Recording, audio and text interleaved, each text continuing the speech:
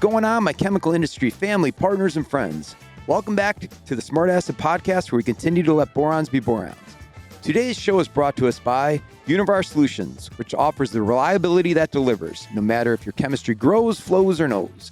Univar Solutions is the valued partner you need to help bring the right product to the right solution at the right time. So go to your univarsolutions.com today and find your right solution. This is Andy Erickson, the storybook host of the Smart Asset Podcast, and I'm here with the Seeger to my night moves. It's the Heartbreaker, Chris Ernst. Heartbreaker, my man. How you holding up? Fantastic, Andy, as usual. It's an awesome song, by the way. Fantastic song. Fantastic song. We have a really special guest in the studio today. It's Bob Craycraft, also known as Bob. He serves as the CEO of the chemical distribution and services business, where he's responsible for leading all aspects of the division, which focuses on providing foundational chemistries and services to essential industries with a commitment to safety. Bob started his career at Ashland and spent 18 years leading multiple businesses, including serving as the president of Ashland Distribution, which led to the strategic acquisition that now became Nexio, which is now Univar Solutions.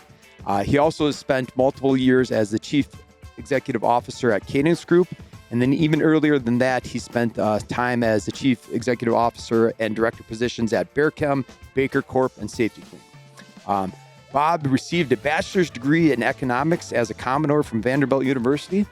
Bob, I missed anything, or should we throw more in there?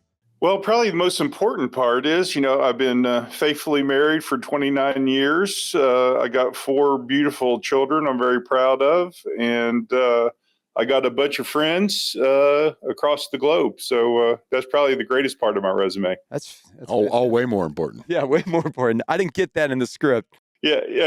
All the, all the other things are just how you make income, right? That's great, Bob. We're looking forward to talking to you a little bit about the industry and the outlook. But before we get into that, we usually have a quiz. The quiz today is about legendary graduate or attendees of Vanderbilt University. So as an example, here's a practice one out of the gates. Who amongst these former Vanderbilt football players lived in the trenches protecting quarterbacks and opening running lanes? Was it A, Jay Cutler, B, Bob Craycraft, C, Earl Bennett, or D, Zach Stacy? I think you just have to go with me on that one. I know it wasn't Cutler. Yeah, correct. I know it wasn't Cutler. So there you have it. Opinions vary on how big those holes were. And how good the protection was, right? It's there's a few moments I wish I had back, and I'm sure some rib cages quarterbacks wish they had. So do you have any eligibility left or no? Can we send you in there for one more year? I'm good for 3 plays, and then I would need an orthopedic surgeon on standby, and it'd be over from there. But I have no desire to go back out there, seeing what my son goes through every weekend. Yeah, for sure. All right, so Bob, now we're getting to the official questions on the quiz. Question number 1. Which former U.S. Vice President and Nobel Peace Prize winner attended Vanderbilt University's Law and Divinity schools? Jimmy Carter. A. Joe Biden, Jimmy Carter. That's not correct, actually. Okay. Multiple choice here. A. Joe Biden, B. Al Gore, C. Mike Pence, or D. Dick Cheney? Ooh.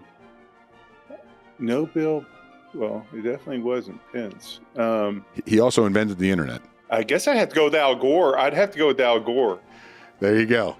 Because he's a Tennessee boy. There you go. That's correct, Al Gore. All right, 1 for 1. Question 2. What world-renowned best-selling thriller novelist earned a Master of Arts degree in English from Vanderbilt in 1970? Is it A, Stephen King, B, Dan Brown, C, James Patterson, or D, Michael Crichton? Ooh, that's interesting. I'm going to say Dan Brown. Okay, if it wasn't Dan Brown and the initials started with J and P, who would you guess? Really? Peterson's a Vanderbilt grad. That's pretty awesome. It's 1970. Yeah. 19. Well, that's a little before my time. Chris was negative 5 years old at that time. That's true. That is true. That's right. Yeah, I was 1. I think I was 1. So, yeah. All right. Question 3, Bob. Who is the founder of BCG, the Boston Consulting Group, and a Vanderbilt alumnus? Is it A, Bill Bain, B, Bruce Henderson, C, Fred Smith, or D, Michael Dell? A. Is it A? It is not A, Bill Bain. It is Bruce Henderson. Is it really? Didn't know that. All right. Me neither until we looked it up. Yeah, I know. I know. Question 4. Which country music star, known for hits like Drunk on a Plane, is a former Vanderbilt student? Is it A, Luke Bryan, B, Blake Shelton, C, Dirk Bentley, or D, Kenny Chesney? C. Well, C. Solid. There's like Finally got one. You got her. The only reason I got that one is because I saw him on College Game Day when they were on Vanderbilt's campus, and he came and performed. Now they did have Kenny Chesney on as well, so you guys threw me for a loop there. But I did know Dirk Bentley. I did know Dirk Bentley was Vanderbilt. It was almost a trick question. All right, number 5. Who was the Chicago Bears quarterback known for his strong arm and famously stoic sideline demeanor? A, Jim Miller, B, Jay Cutler, C, Jim McMahon, or D, Rex Grossman? Our main man, Jay Cutler. God love him. There you go. Jay was very stoic. Jay was a very stoic guy. I mean, I'll tell you quick. So he was in double overtime at Florida. They hadn't beat Florida at Florida in 25 years. Vandy hadn't. And he walks out for the coin flip, literally with the mouthpiece in, looking around, looking up in the sky. And I'm like, this guy just threw a laser beam for a touchdown to send us to the second OT. And he's out there looking for like the popcorn vendor. I mean, I was like, I've never seen a guy with less emotion on the field than that cat. I mean, it was unbelievable. He was, as a Packer fan, he was easy to dislike later in his career. So True. Oh, yeah, absolutely. All right. Last question, and this is more of a bonus question, and you may have mentioned this earlier, and it's kind of a stretch to Vanderbilt, but you'll see where we go. He played high school football at Jesuit Dallas Prep, was a 3-star prospect. He now majors in economics and is a starting offensive lineman who has earned academic all-ACC honors twice. He's helped this team rank second in the ACC for the fewest sacks allowed. He wears the jersey number 72. He stands 6 foot 3 inches tall, which is exactly 2 inches shorter than his dad. This is based on the 1987 Vanderbilt football roster. Who is this individual? Well, that one's easy. That's my son, Matthew. And I'm pretty sure the 87 roster was wrong. I think we were probably fudging my height. Because maybe I was 6'4", but I've shrunk a little since then because he's definitely taller than I am now. But he's had a great career at Duke. He's been the starting center the last 2 seasons. He's got 1 year left, and man, he's had quite the run. So they're on their way to their 4th bowl game this year. They're playing in the ACC championship game. I'm extremely proud of him, and obviously he's taken after his mother, being on all these all-academic teams as well. But it's been a fun ride for us. That's fantastic. I look forward to the dinner time discussion over the holidays about who is 2 inches taller or not. I hope that lands well. He'll enjoy that.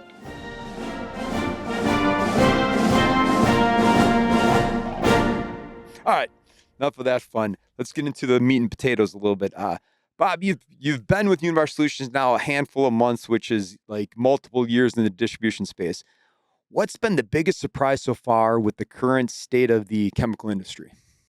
That's an interesting question because, I kind of had 15 years off, right, between leaving Nexio and then rejoining Univar.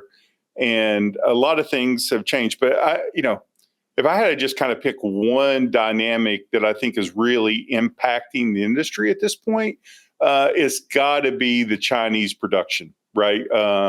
As you think about what those guys are doing, how they're kind of, bringing product into every region, right? Whether it's North America, South America, Europe, right? Asia, that is really changing the landscape, especially in EMEA, right? I mean, you just see there needs to be so much plant rationalization to offset the Chinese production. and how that's impacting margins, how that's impacting the suppliers that produce out of that region. It's just having a big effect on the business. And, when I left the business, 15, 16 years ago, that wasn't even part of the equation, right? Those guys, nobody even talked about that, right? We would see it on like composites and some other materials, but to have it now squarely right in the commodity chemical business is a big dynamic, and one that is really impacting a lot of I'll say the ecosystem. And people are making a lot of major decisions based on that. So I would say that's the biggest thing that I've seen that's had a meaningful impact on the business.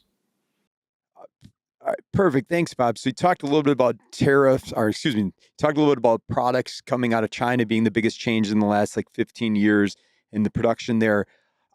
One is the tariffs. I mean, with all the craziness that's happened this year with tariffs, does that play a role? And then do you see any light at the end of the tunnel of any of this fun? Well, if I knew the real answer to that question, I'd be doing this interview from Turks and Caicos, right? But tariffs have had an interesting impact, and I'll say this part of, where the U.S. has put the tariffs on, it has definitely helped insulate our margin on the West Coast. And so, from that standpoint, tariffs have been a very positive effect on the business. And quite frankly, I think, as you see about seeing light at the end of the tunnel, right, there's really two options or maybe three options that have to happen. One is the complete rationalization of production in Europe, right, which is the path we're currently on. Two, China internal consumption picks up, and so they start consuming more of what they produce, which creates its own rationalization.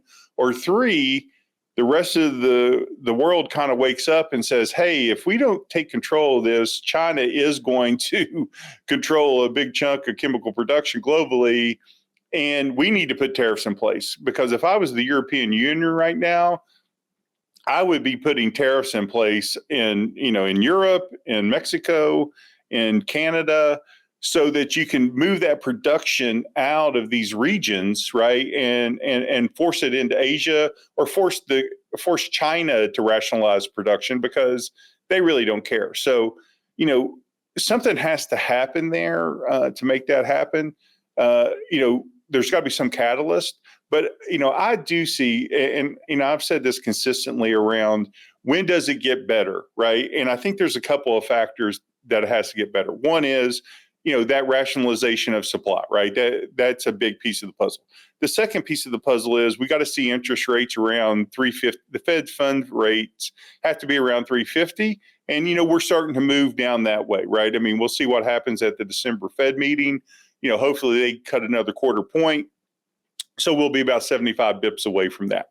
And then really the third piece of the puzzle is we need to land a plane on tariffs in the U.S., right? Are they going to be there? Are they not going to be there? Because once we get the Fed's funds rates down in that 350 range, then people are going to put money to work, right? There's over $7 trillion sitting on the sidelines now in money market accounts between corporations and individuals. And at 5% money, you're more than happy to sit there, take no risk. There's so much uncertainty in the marketplace. You're willing to, stay put. Plus, you got all the uncertainty around the impacts on your cost structure around with the tariffs and all that piece. So as those three dynamics happen and people start putting money to work, I think that's when we start kind of, steadily climbing our way off the bottom here.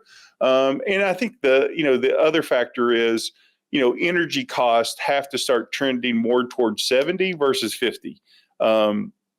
So, I mean, I think those are the kind of, if you're looking for what are the mile markers or the signposts around when do things start getting better, from the chair that I sit in and on our business, I think those are the things that help, turn things around, because, we know we're 4 or 5 million homes underbuilt, right? Building homes at a 1.2 million homes per year ratio doesn't get it done, for the industry. So, I think the things I talked about are the things that are, catalyst to help us getting moving back. And, the thing about this recovery that's going to be interesting, in my opinion, is it usually follows, the slope of the curve on the way down. And this has been a very, I call it the bathtub recovery, right? I mean, it's not V-shaped, it's not U-shaped. I call it the bathtub. Again, that's where that Vanderbilt economics degree is really paying off for me. And, what we're all doing now is just we're trying to miss the drain, right? We're trying to miss the drain at the bottom and then get on the other side of the curve going up. But, but it's not going to go up, just overnight, right? We're going to have a steady climb out. And so, nobody's been here before, right? I mean, I've been in the business almost 36 years. I've never been through a cycle like this. Nobody's been through. So we're, every day is a new page in the playbook here around how we're having to work and navigate that. But, I think that's kind of for what it's worth, right? My point of view on how I see the market playing out. Yeah. Awesome. Thank you, Bob. So maybe let's stick with a little forward looking. What other trends do you see in the next couple of years for the industry? Obviously, we talked about the rationalization, and here's what I see for sure is, suppliers, as they rationalize their production, you're going to see more consolidation there, right? I mean, I just think that there's been a lot of consolidation in the last 15 years. You're going to see that as a trend. And again, I think for the distribution business, that's a good thing in the long term, right? And the way I kind of see this playing out is the core products where they have enough volume, they have enough direct customers to support that volume. They'll kind of keep that business happening. But for their tail of the products that they have, they're not going to have enough infrastructure, enough people to do those high transactions. So I actually see more business will start coming distribution's way as we get into the recovery, right? Right now, they've kind of, pulled back to hold some of that distribution margin for themselves. But as things start to come back, they're not going to be able to add back to their cost base, right? We're doing, everything to make sure we're protecting ours, so that we can capture those opportunities. And so, I do think the distribution side, while it doesn't feel very good right now, there's a lot of, volume pressure, margin pressure. But I do think in the long term, this will be a good thing for distribution as the suppliers are cutting back on their capabilities, and we'll be there to fill in that gap for them. Pivoting a little bit, Chris kind of asked, what do we foresee in the industry? Talk to us a little bit about what you're seeing from an AI perspective. Yeah, I mean, obviously, I'm passionate about, AI. I'm passionate about digital, and it's just going to change how we work, right? And I will say this about AI.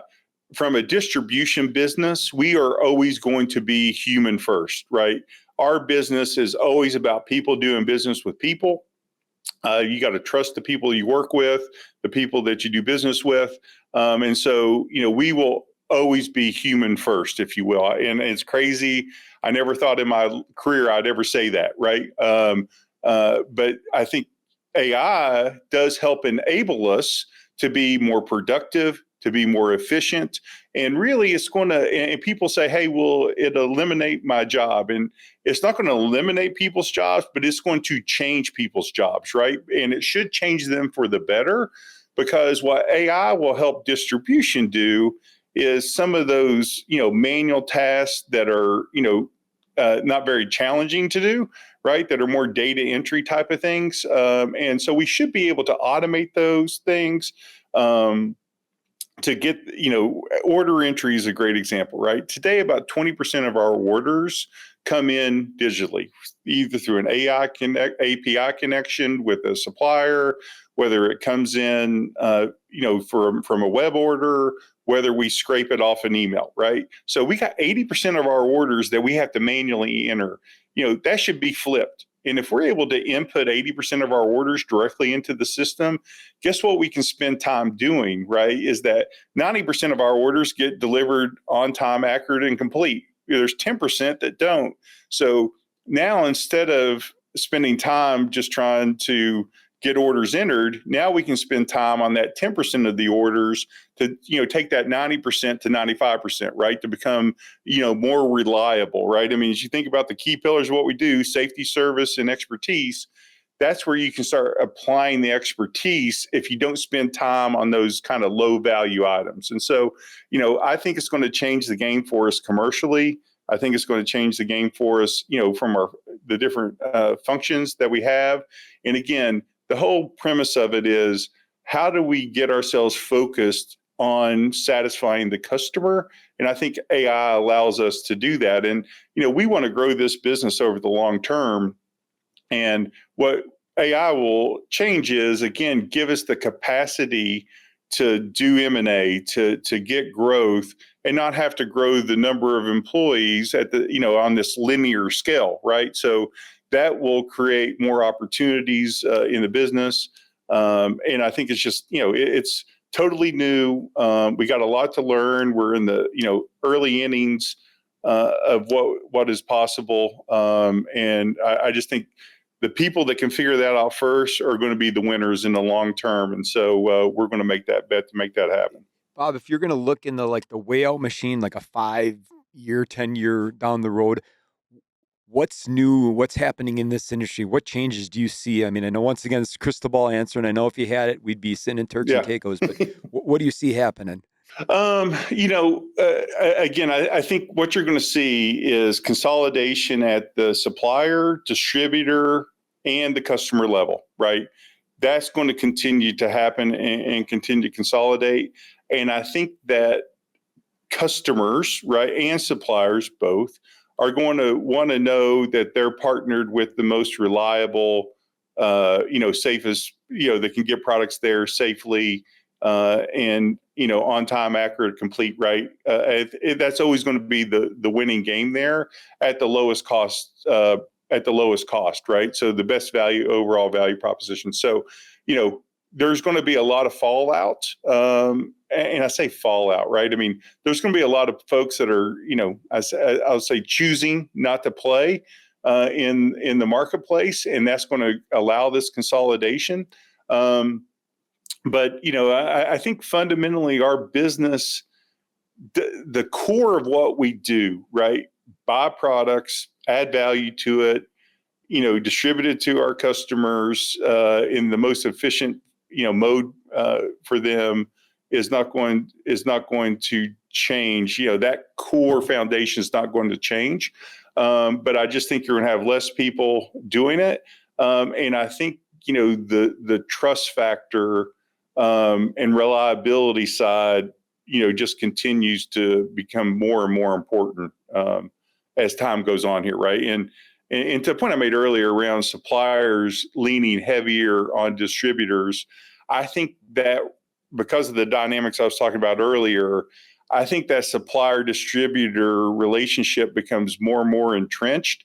And I think you'll see the suppliers picking fewer and fewer partners over time, right? So I think that's going to be an interesting dynamic over the next 5 to 10 years.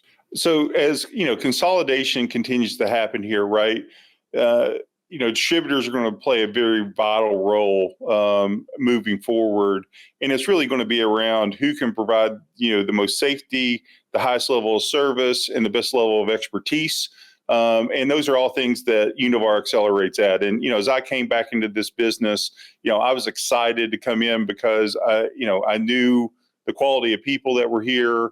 I believed in our core values. And I know what people value from a customer and supplier standpoint. So as we continue down the path of reliability that delivers, that's what's going to make a difference for us in the long run.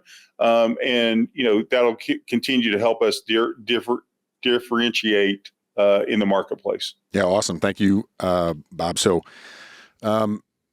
as the CEO of a large multi-billion-dollar division, what the heck keeps you up at night? Well, a lot of things keep me up at night, and it's probably 30 years of bad habits that have, accumulated on me over the years. But I think the first one that, when I wake up at 3:20 every day, and for some reason I do that, and I guess it's just because of my circadian rhythm, I wake up and sometimes I go back to sleep, sometimes I don't. But the thing that I worry about the most is really our people, right? It's really been a tough 3-year run, right? And of course, I'm just coming in kind of 120 days in at this point. And, I think Andy said it best, it's like dog years, right? So it feels like a couple of years I've been here.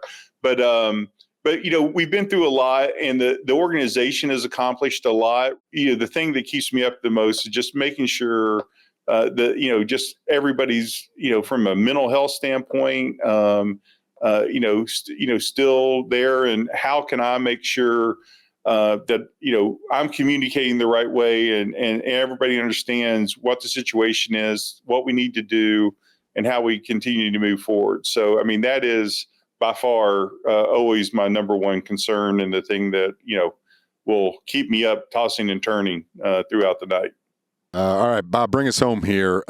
What is one takeaway you would like for our listeners to have from this conversation? Yeah. So here, I think I got this advice early in my career. It was from, probably a 40-year veteran when I was, 5 or 10 years in the business. Right. And I think it holds so true in this marketplace that we're in. And it's never as good as it seems, and it's never as bad as it seems. Right. And I think we have to all keep that perspective, because our business is, even though it's not performing at the levels anybody wants it to perform at, it's still a good business, right? I mean, what we do brings value to the communities that we serve. We're still an important part of the ecosystem, of the fabric of, where we serve. So I think, and again, hey, in 2022, when we were knocking down big numbers and margins were high and everybody, wanted product, and we were selling all kinds of product, it wasn't magically that much better, right? I mean, we still fundamentally do what we do every single day. And so I think just keeping that perspective, knowing that, things are going to get better. We just don't know when they're going to get better. And controlling what you can control, right? I mean, that's the thing that I preach to my kids as they're going through tough times. And, as I talk to the organization, is let's control what we can control, because if you start worrying about the things outside of your control, you'll shut down, right? And you won't get the productivity that we need to get. So, I think that's the perspective that everybody needs to, keep at the forefront.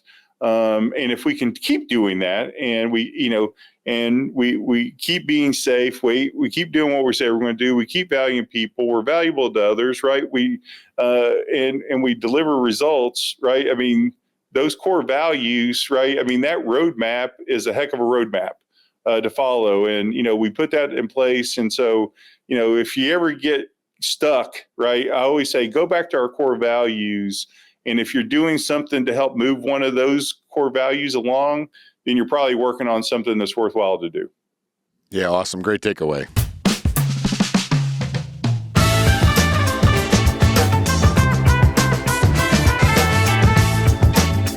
Yeah, all right. Chemical industry, family, partners, and friends. That's a wrap on another episode of the Smart Acids podcast, brought to you by Univar Solutions. As always, another thank you to Bob, our esteemed guest. We appreciate your time. You bet, guys. I've enjoyed it. Thanks to our loyal listeners for joining us again. We appreciate you spending your time with us. And as a reminder, you can always find us on our YouTube channel, Apple Podcasts, Spotify. Stay safe, stay healthy. Happy holidays to everybody.